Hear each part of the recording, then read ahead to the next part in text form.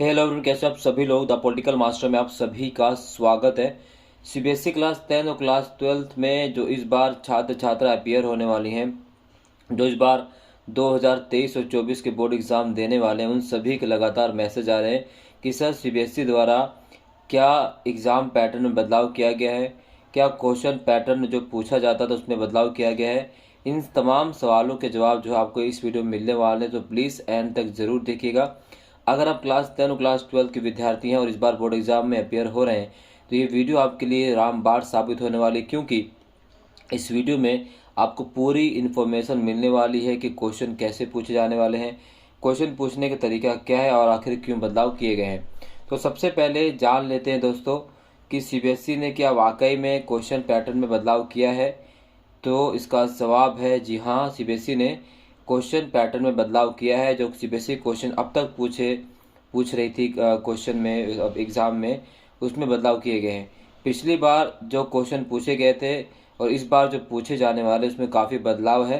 और ये बदलाव है क्या और क्यों किए गए हैं, तो सबसे पहले बात कर लेते हैं ये बदलाव क्यों किया गया है। तो बदलाव किया गया है न्यू एजुकेशन पॉलिसी के तहत। जैसे आप सभी को पता है कि न्यू एजुकेशन पॉलिसी 2020 के तहत शिक्षा व्यवस्था में बदलाव की कोशिश की जा रही है। कोशिश क्यों जा रही है, क्यों की जा रही है, क्योंकि भारतीय जो शिक्षा व्यवस्था पूरी तरीके से कह सकते हैं वो बिल्कुल एक तरह से अगर हम बात करें थ्योरी या रटन विद्या पर आधारित थी। अब इस कॉन्सेप्ट को ख़त्म कर कर बच्चों को जो है कॉन्सेप्ट बेस, जो है कॉम्पिटेंसी बेस पढ़ाई के आगे और इस तरह से सोच विकसित करने में उनका योगदान देने के लिए ही इस एजुकेशन पॉलिसी को लागू किया गया है। और इसी एजुकेशन पॉलिसी के तहत इस बार जो आपका परीक्षा होने वाली 2024 में सीबीएसई बोर्ड के तहत, उसमें काफ़ी बदलाव है। बदलाव अगर हम बात करें क्लास 10 की, तो क्लास 10 में जो एमसीक्यू क्वेश्चन पिछली बार और एमसीक्यू और केस बेस्ड जो क्वेश्चन पिछली बार पूछे गए थे, उसका अगर हम औसत निकालें तो पूरे क्वेश्चन पेपर में उसका औसत था 40%। तो इस बार क्या चेंज किया गया, तो इस बार उस क्वेश्चन यानी एमसीक्यू और कॉम्पिटेंसी बेस्ड जो है केस बेस्ड जो क्वेश्चन है उसकी संख्या जो है 50% निर्धारित की गई है। अगर आपका पेपर 80 नंबर का होता है तो 50% क्वेश्चन उस तरीके से आएंगे एमसीक्यू और केस बेस्ड क्वेश्चन पर। ठीक है। क्लास 12 की बात करें तो क्लास 12 में पिछली बार जो है 30% क्वेश्चन आ रहे थे केस बेस्ड और एमसीक्यू। इस बार उनकी संख्या बढ़ाकर 40% कर दी गई, यानी क्लास 10th में भी और क्लास 12th में भी 10% जो है वेटेज बढ़ा दी गई एमसीक्यू और केस बेस्ड क्वेश्चन की। अब ये बढ़ाई क्यों गई, ताकि बच्चों के अंदर जो है एक प्रकार के तुलनात्मक अध्ययन करने की क्षमता बढ़े और बच्चे केवल थ्योरी पर या जो पाठ्य पुस्तक का सिलेबस होता है उसी पर ना रह जाए, उसी प्रकार लिखने की कोशिश ना करें। कुछ अपना और वर्तमान में जो कंपटीशन की जो आवश्यकता है उसके आधार पर सोचने की प्रवृत्ति को आगे बढ़ाया जा सके।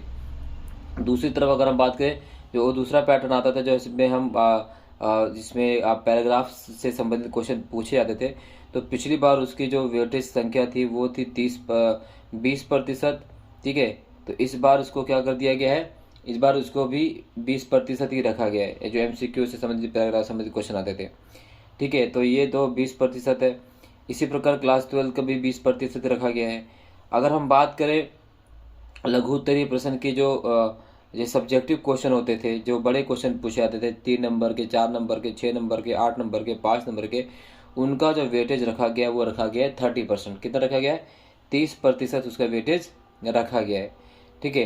अब 30% जो वेटेज रखा गया इसमें यह है कि अब इसमें आपको जो पाठ्य पुस्तक में आपके क्वेश्चन दिए गए होते हैं, आपको बिल्कुल हूबहू लिखने की आवश्यकता नहीं है। आप अपने विचार को भी इसमें ऐड कर सकते हैं, अपनी सोच को विकसित कर सकते हैं, जो क्वेश्चन पर आधारित तो होगा, बट ये नहीं कि आपको बिल्कुल डिक्टो जो है आपके पाठ्य पुस्तक की भाषा लिखनी होगी।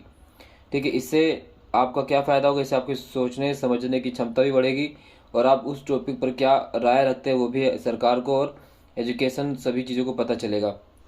इसी प्रकार से अगर हम बात करें तो ये आपको आने वाले समय में एक प्रकार का तुलनात्मक अध्ययन करने के लिए भी आगे बढ़ाएगा। और इससे जैसे आप सभी को पता है कि वर्तमान में हम हर परिसर में कॉम्पिटेंसी बेस्ड क्वेश्चन को ज़्यादा फोकस किया जाता है, तो इस चीज़ को भी हम इसमें समाहित कर दिया गया है। तो ये कुछ बदलाव हैं जो सीबीएसई ने इस बार किए हैं और ये बदलाव आपके हित के लिए किया गया है और इससे बिल्कुल भी डरे नहीं। अब आपको जो एनसीईआरटी है उसको सही से पढ़ना है। ठीक है। उसको पूरी तरह से कवर करना है, बिल्कुल डिटेल से पढ़नी है। और ऐसे क्वेश्चन को सोल्व करने के लिए पहले आपको क्वेश्चन को पढ़ना है, क्वेश्चन को 2 बार पढ़िए, पैराग्राफ को 2 बार पढ़िए, फिर उसका उत्तर दीजिए और डेफिनेटली आप ये कर लेंगे और आप अच्छे नंबर से उत्तीर्ण भी होंगे। यही बदलाव है, यानी क्वेश्चन पूछे यानी जो तरीके उसमें बदलाव होगा।